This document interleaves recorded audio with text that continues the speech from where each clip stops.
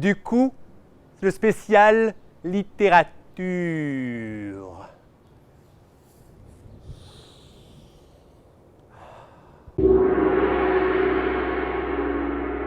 Bonjour messieurs, dames, bienvenue à ce spécial littérature spécial T.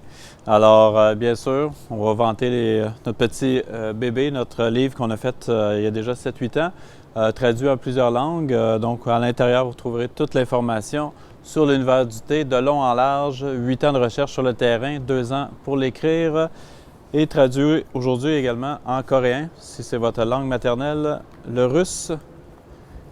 Et aussi bientôt cet été, nous l'aurons en italien. Alors, c'est les petites nouvelles côté de notre bouquin. On a écrit aussi, au fil du temps, un autre bouquin sur le thé vert. Et là, on s'excuse de l'hélicoptère car, oui, on contrôle les choses, mais pas tout.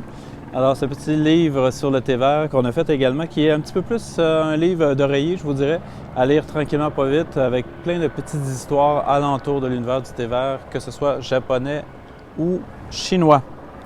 Un de mes livres favoris à travers les 20 dernières années où j'ai lu des livres sur le thé, celui de John Blofeld, Thé et Tao. Vraiment un livre qui n'a pas de début, qui n'a pas de fin, dans le sens qu'on se promène à travers l'univers du thé avec des anecdotes aussi bien un peu plus historiques. Des fois, on est un petit peu plus dans la poésie. Ça se lit très bien avec un thé blanc. Je ne sais pas pourquoi, mais c'est mon feeling.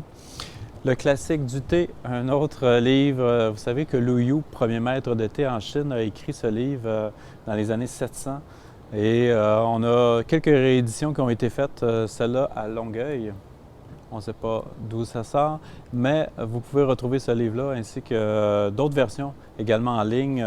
Avec à l'intérieur, vous avez des dessins, tout ça d'origine, qui nous expliquent un petit peu comment on faisait le thé. En général, pour faire le thé, ça prenait 28 instruments. Alors, on est content que le domaine a évolué. Spécial Confrères du thé, un autre excellent livre, celui-là, le livre qui a été écrit par François-Xavier Delmas, notamment, du Palais des thés. Vraiment un grand livre aussi qui contient énormément d'informations, très bien fait.